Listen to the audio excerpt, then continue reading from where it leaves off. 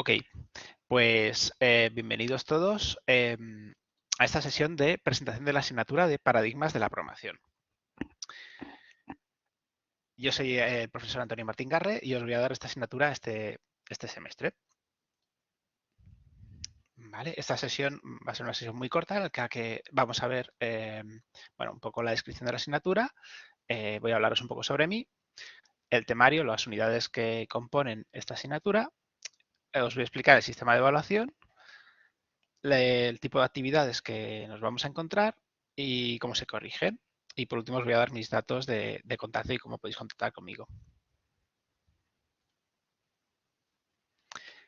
Acerca de la asignatura, bueno, la asignatura, como sabéis, es paradigmas de la programación. El código de asignatura es el 1762 del plan 116 y son 6 créditos, bueno, el sistema este europeo que equivale a unas 150 horas.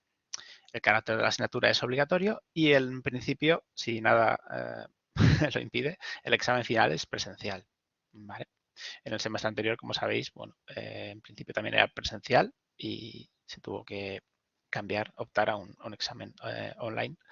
Esperemos que este se pueda realizar de manera presencial. Sobre mí, bueno, yo soy ingeniero informático, trabajo en Telefónica y como profesor aquí en la UDIMA, como profesor a tiempo parcial. Bueno, pues en general soy bastante multidisciplinar, soy un apasionado del desarrollo de software en general, tengo aplicaciones hechas por ahí, bueno, me gusta, la verdad es que me gustan muchas ramas diferentes, muchos lenguajes diferentes y también pues mi rama de interés es toda la parte de Machine Learning, de inteligencia artificial, etcétera. Entonces, bueno, todo lo que sea, me encantaría conocer cuáles son vuestras inquietudes, las tecnologías con las que trabajáis, etcétera, ¿vale? O sea que, en este sentido, pues, toda charla de ese tipo pues es bienvenida. Aquí tenéis mis datos de contacto, pero bueno, lo veréis luego más adelante. Mi horario de tutorías para las llamadas es de lunes a viernes de 7 a 9.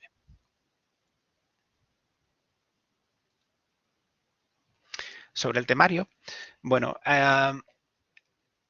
como es la primera vez que doy esta asignatura, he conservado la mayor parte o todo el temario anterior, ¿vale? El temario que se ha venido dando hasta ahora. Es verdad que hay algunos paradigmas, algunas nuevas maneras nuevos paradigmas que han surgido, que no dejan de ser combinaciones o variaciones de los paradigmas existentes, que, bueno, también veremos, os los comentaré y no serán temario oficial del examen, pero sí que me gustaría, no me gustaría pasar esta asignatura sin que los conozcáis, como es pues la programación reactiva, etcétera, tendencias que últimamente pues se trabajan más, ¿vale? En las primeras semanas veremos, bueno, pues todos los diferentes paradigmas, hemos recorrido por los diferentes paradigmas, el concepto de paradigma y los tipos de paradigmas que existen, ¿no? En realidad esta asignatura podría ser dar todos los lenguajes que existen, ¿no? Pero como no es posible, pues lo que se hace es estudiar las familias, ¿no? Cuestión de cómo se comportan esos lenguajes, cómo se trabajan, qué manera de pensar hay cómo se abordan cada lenguaje y bueno, dentro de eso, pues todos los lenguajes de una misma rama, de un mismo paradigma, pues se comportan más o menos igual, ¿no? Con ligeras diferencias de sintaxis. Mi intención también es abrir la asignatura a todos los lenguajes que queramos. Es decir, para cada paradigma explicaré varios lenguajes, o veremos varios lenguajes dentro de ese paradigma. Y mi intención es que en las prácticas podáis elegir el lenguaje dentro de ese paradigma que más os guste, que más os llame, no obligaros a hacer un lenguaje que pues, no pensáis que no puede ser de interés, ¿no? Yo lo que voy a explicar, digamos, son los lenguajes más académicos, pero luego, si queréis utilizar otro lenguaje para las prácticas, por mí no hay ningún problema, si tenéis alguna preferencia. Lo importante son los conceptos y los paradigmas, ¿no? Sobre, bueno, la siguiente semana, semana 3, el paradigma funcional. Como sabéis, bueno, pues en su momento era puramente académico, pero ahora cada vez más este paradigma pues cobra muchísima fuerza y hoy en día no puedes trabajar en ningún sitio si no, si no conoces el paradigma funcional, ¿no? Cuando yo estudié en su momento, pues era algo prácticamente teórico y no se utilizaba, se utilizaba muy poco. Eh, semana 4, seguiremos con paradigma funcional. Semana 5 pasaremos al paradigma lógico. Veremos que además, bueno, esto es un paradigma que se utilizará en asignaturas más adelante y que cambia radicalmente frente a los paradigmas que posiblemente habéis visto hasta ahora. Veremos el paradigma lógico durante las semanas 5 y 6. Posteriormente veremos semana 9, el paradigma demostrativo, programación genética, semana 10, paradigma dirigido por eventos de interfaz de usuario, semana 11, paradigma orientado a objetos y eventos, semana 12, paradigma data flow y semana 13, paradigma en user development. ¿Vale? Como comentaba, existen otros paradigmas que son mezcla de varios. Incluso existen lenguajes que pertenecen a varios paradigmas, ¿vale? Esto no es una separación completamente limpia, pero sí que conviene entender cada uno de los paradigmas y sus conceptos. Sobre el sistema de evaluación, bueno, como veis, el 40% de la nota, el 40% de la nota final, está distribuido entre entre las actividades de aprendizaje, los controles y las actividades de evaluación continua. Supongo que ya esto lo conocéis, pero bueno, las actividades de aprendizaje están enfocadas, son ejercicios enfocados a reforzar los conceptos que se explican en la teoría. Los controles, pues bueno, sirven para asegurar que conocemos esos conceptos. Y por último, las actividades de evaluación continua, pues son casos prácticos que, bueno, normalmente conllevan un poco más de tiempo, más de dificultad y sobre cada una de de las diferentes unidades. Y en segundo lugar está el examen final, que es el 60% de la nota. Vale. Aquí sobre el examen final, bueno, si para los que me conocéis, normalmente no suelo poner exámenes demasiado diferentes a lo que se ha dado durante el curso, ¿no? Lo que hemos visto las actividades, en el sentido de que si hacéis todas las actividades, hacéis los controles, hacéis las actividades de aprendizaje vosotros mismos, vais a tener muchas opciones para probar el examen final. No es ninguna garantía, pero bueno. Sobre, bueno, este es un poco el orden. O sea, lo he combinado porque está un poco por orden cronológico de las diferentes actividades que he organizado para la asignatura. Existe, bueno, pues una actividad de aprendizaje la 1, luego está la actividad de evaluación continua número 1, el control 1. Y luego la actividad de evaluación continua 2, actividad de aprendizaje 2 y control 2. ¿Vale? Como decía, esto supone el 40% de la nota final, pero es requisito para presentarse al examen haber superado el 50% de esta nota, es decir, tener al menos 2 puntos. ¿Vale? Si no, aunque os presentéis en el examen, vuestra nota en el examen es 0. Es decir, todo aquel que no tenga 2 puntos al menos en total en estas actividades, pues no puede presentarse al examen.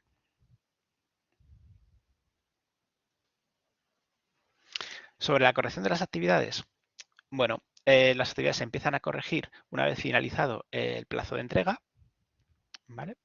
O, bueno, se empiezan a corregir lo que quieren, no es del todo cierto. Digamos que se van a publicar una vez finalizado el plazo de entrega, ¿vale? O sea, puedo empezar a corregirlo antes, pero no lo vais a ver, no va a estar visible.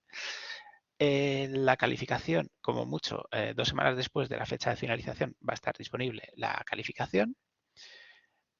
Posteriormente a la fecha de finalización se podrá entregar con penalización, ¿vale? Ahí pongo la penalización de una semana, que aproximadamente es un 20%. ¿Vale? Si la entrega, bueno, pues intentemos entregarlo en fecha, ¿vale?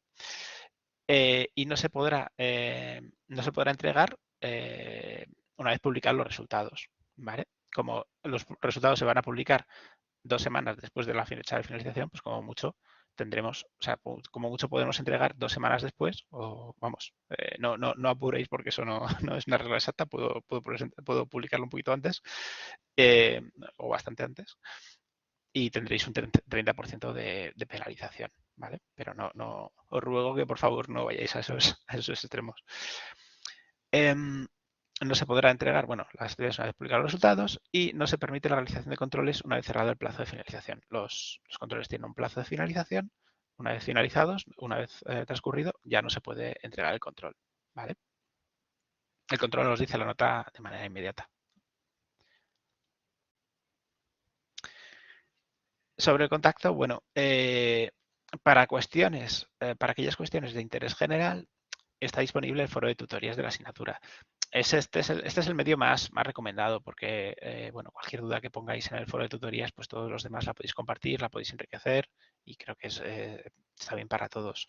Si son cuestiones particulares, pues lo mejor es que me escribáis a mi correo. Yo normalmente suelo contestar bastante rápido y en cualquier momento, ¿vale? O sea, no hace falta que os estéis en horario de tutorías ni nada. O sea, normalmente los correos los contesto rápido.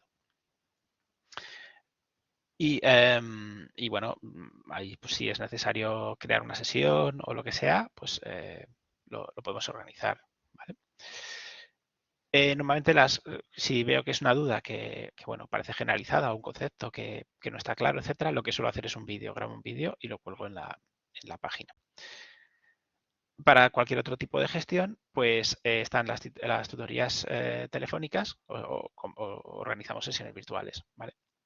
El horario, a ver, no sé si he vuelto aquí por poner. Bueno, el horario tutorial lo hemos visto, son lunes y viernes de 7 a 9, ¿vale? Y eso es todo. Bueno, no olvidéis presentaros en el foro de estudiantes y comentadme, pues eso, cuáles son vuestros intereses, si tenéis alguna inquietud sobre algún lenguaje, algún paradigma en particular, con qué tecnologías trabajáis, etcétera. Y es todo. No sé si tenéis alguna duda.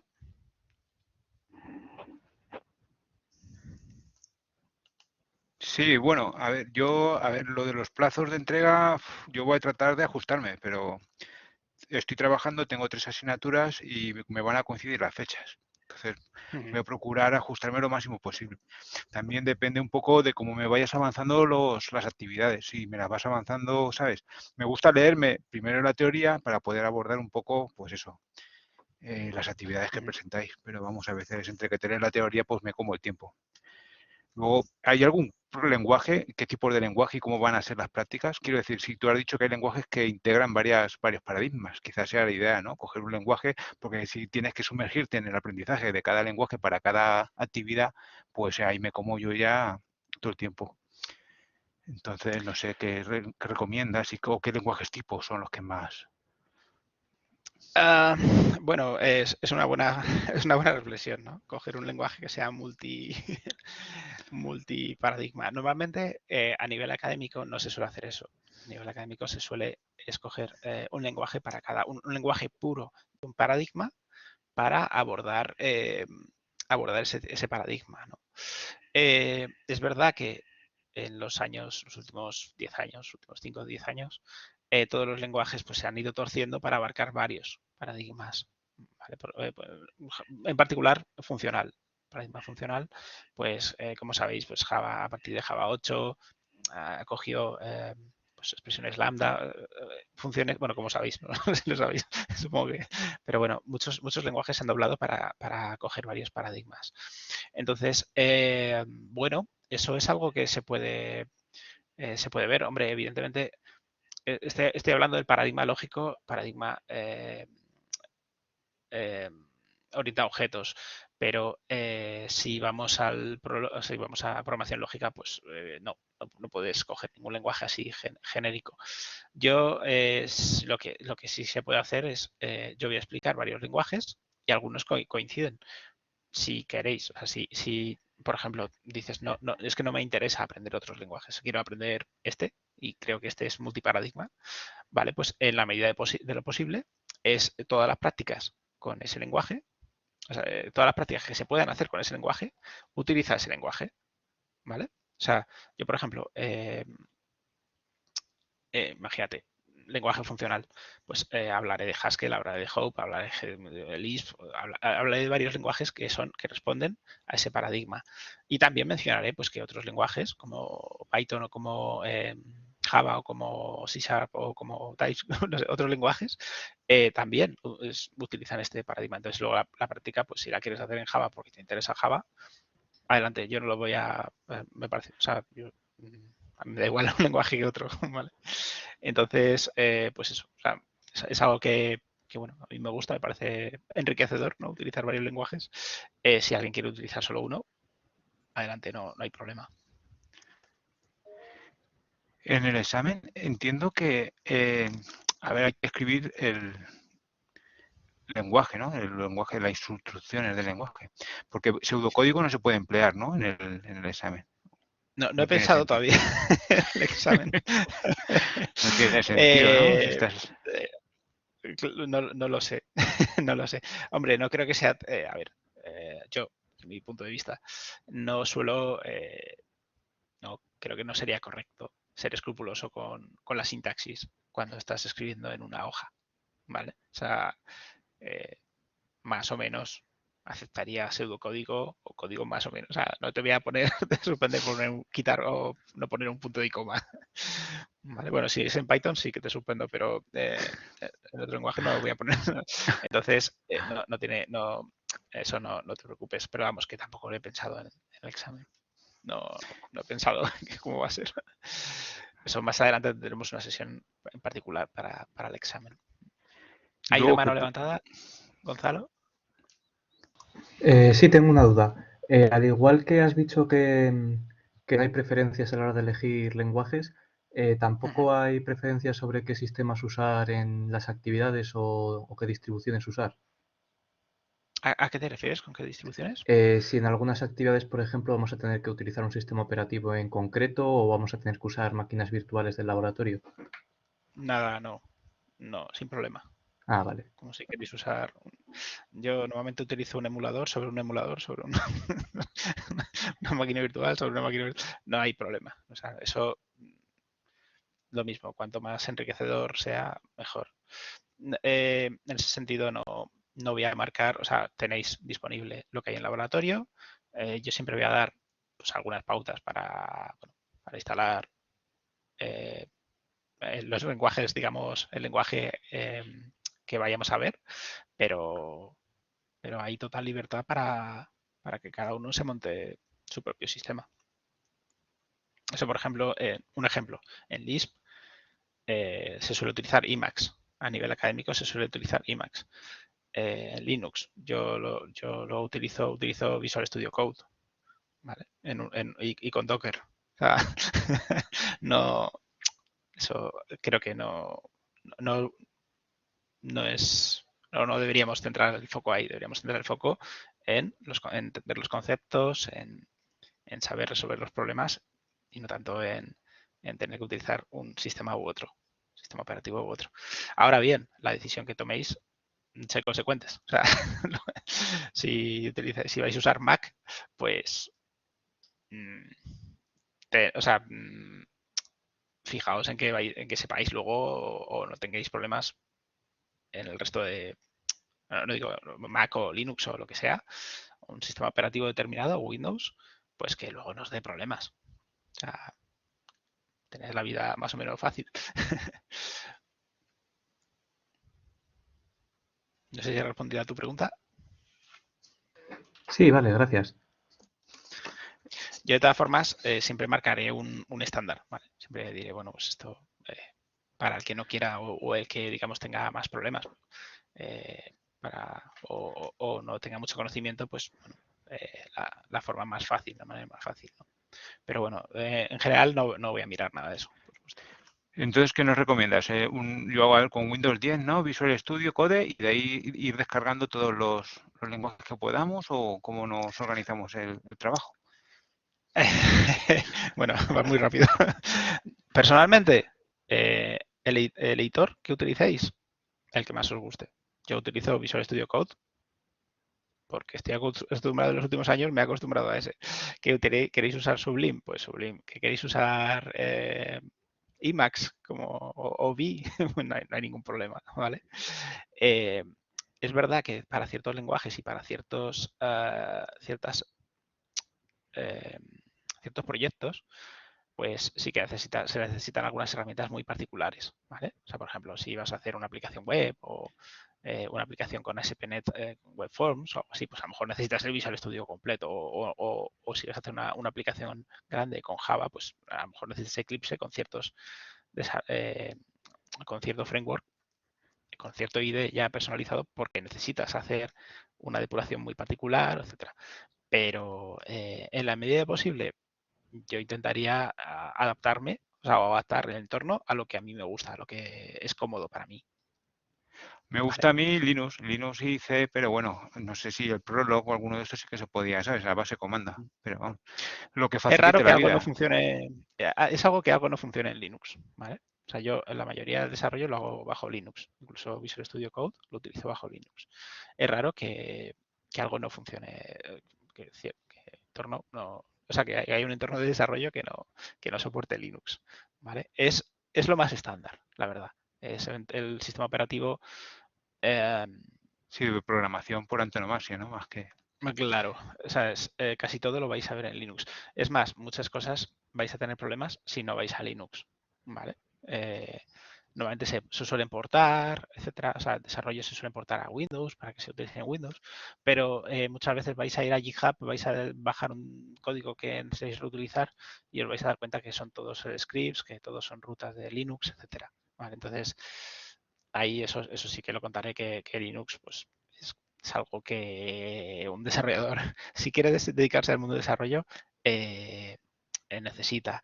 Y alguien de sistemas, cada vez más, el mundo de sistemas se parece más al mundo de desarrollo porque cada vez más todo es desarrollo, todo es software, incluso las infraestructuras.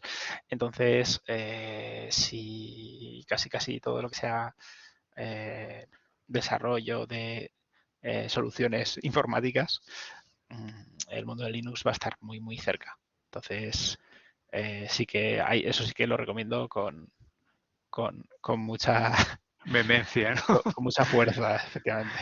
Sí que eso que has dicho es muy importante. Yo creo que hay personas que siguen ancladas, ¿no?, en acaparar una tecnología y lo que tú has dicho, hoy da igual, sabiendo las bases de la programación, me da igual sistemas que sean, yo que sé, de computación como, yo que sé, de Solaris o como de, yo que sé, o de MC o de HP, ¿sabes? Me da igual, si es que al final la base es la misma y la programación yo creo Sin que duda. es lo que tú has dicho, ¿no? Da igual, hoy un sistema, una infraestructura de un CPD no tiene sentido. Cada vez menos. Cada vez menos, ¿verdad? Sí, Sí. sí. Y luego, ¿qué partes de las asignaturas consideras más críticas, más importantes Uf, para de la todas? asignatura. Bueno, o sea, todas, más o menos. Yo creo que la asignatura, no he puesto yo, lo que comentaba, voy a heredar el temario, no voy a llegar y cambiar todo el temario, pero creo que está enfocado un poco, todas las asignaturas las veo enfocadas igual, que es que las cosas más importantes se dan al principio y en medio, y luego para el final se queda como lo, bueno, un poquito menos importante, ¿no? Sí, la Eso historia es una contemporánea, ¿no? es una sensación, Pero bueno, eso es un poco, es una sensación mía, simplemente. Vale. Pero bueno, a medida que vayamos entrando, solo esas cosas las veréis. Vale, pues yo no tengo más dudas, creo que está todo claro. Lo único es eso, sino cuanto más nos puedas avanzar de las prácticas, por mi parte, mejor para irme organizando. Vale, normalmente cada semana se va abriendo, ¿vale? Se va abriendo la propia semana, la misma semana, ¿vale? Yo intentaré avanzaros lo máximo posible, pero bueno, es como funciona la asignatura. Es como la heredad, ¿no? Que funciona así. Entonces, cada semana pues iré desbloqueando esa semana y iré pues poniendo, pero no os preocupéis porque las prácticas se ponen con tiempo, se ponen la fecha de fin. O sea, no es para la propia semana, se ponen con tiempo. Incluso las fechas ya las tenéis. Entonces, bueno, en cuanto tenga el enunciado lo cuelgo y de hecho creo que están las fechas de publicación, o sea, de cuándo se presenta no estoy seguro de si esa fecha está cuándo se cierra, pero cuando se presenta. Internamente sí que las tengo, o sea que eso cuanto antes os lo daré, ¿vale? para que tengáis, o sea, a mí me interesa que tengáis tiempo para hacerlo bien. Ok. Pues creo que eso es todo. De todas formas, cualquier cosa, tenéis ahí mi correo, no dudéis. Bueno, primero la foro de tutoría y si no, mi correo y me podéis escribir en cualquier momento. ¿Vale? Ok, pues muchísimas gracias a todos y hablamos durante el curso. Mucho ánimo. Vale, gracias, Antonio. Espero que sea apasionante esta aventura. Hombre, Ya. espero contagiaros mi entusiasmo. Sí, ya me explicarás Bueno, cómo hacer los dockers con Linux y el Visual Studio, ¿no? Porque eso es Windows, ¿no? El Visual Studio. no, eso es una cosa. Visual Studio Code es multiplataforma. Lo podéis usar, está basado en TypeScript y podéis usarlo en Code, en Linux, en Windows. Y la verdad es que con Docker de hecho, los Dockers se pueden gestionar directamente desde el Visual Studio Code. Todos. Arrancar, parar. No hace falta ningún software de gestión de Docker. Así que es una combinación bastante potente. Y Esto Python sí que le está pegando, ¿no? A lo que has dicho, a Big Data y a todo ese tema, ¿no? Sí, Python pues está muy de moda. Es un lenguaje también bueno, como todos. O sea, igual que la tecnología avanza muy rápido, los lenguajes no avanzan tan rápido. Pero bueno, son modas. Igual que ahora está de moda, bueno, igual que hace un tiempo estaban los servicios web, SOAP, eran lo último y lo mejor. Ahora se están quitando a favor de servicios REST, que son mucho más sencillos y existían mucho antes. Pues Python está de moda. Bueno, lo veremos también. Veremos, sí, ¿no? Porque queda como Java, ¿no? O como, no sé. Pero Java también está un poco en declive, ¿verdad? No tiene... Bueno, eso podemos ver los gráficos de uso. Decir que está en declive, yo no sabría decir. No sabría decir. Efectivamente, o sea, eso lo veremos durante el curso, pero sí, Java se inventó como un lenguaje para hacer más sencillo el mundo del desarrollo, sobre todo basándose en C++, que tenía muchos mecanismos, muchos sistemas que eran muy complejos. Y se inventó, bueno, pues para modo de chupete, algo sencillo que permita construir cosas grandes sin demasiadas cosas raras como las que permitía C++, como declarar métodos fuera de las clases o herencia múltiple. Pero claro, esa filosofía, curiosamente, pues también, como son las modas, también ha ido cambiando. Y ahora, pues, eso no es lo que se estila. Lo que se estila es, bueno, vuelta un poco a cosas que se habían quitado en Java, ¿no? Como son, pues, que se ha demostrado que son muy útiles. Pues como son, pues funciones anónimas, tipos anónimos, bueno, pues cosas que se ha demostrado que son muy potentes, más la inclusión del lenguaje funcional, que parece que Java se resistió un poco, pero que finalmente ha caído. Pero bueno, no adelantemos acontecimientos, esto lo veremos durante el curso. De todos modos, para los que venimos de Pascal y lenguaje estructurado muy fuertes, no sé, ¿sabes? Yo me pierdo en Python y me pierdo en Java, en Nada, objetos. ese es el objetivo del curso, Ok. precisamente. Ver y comprender todos estos conceptos, o sea que con calma. Bueno, pues lo dejamos aquí, voy a cortar la grabación.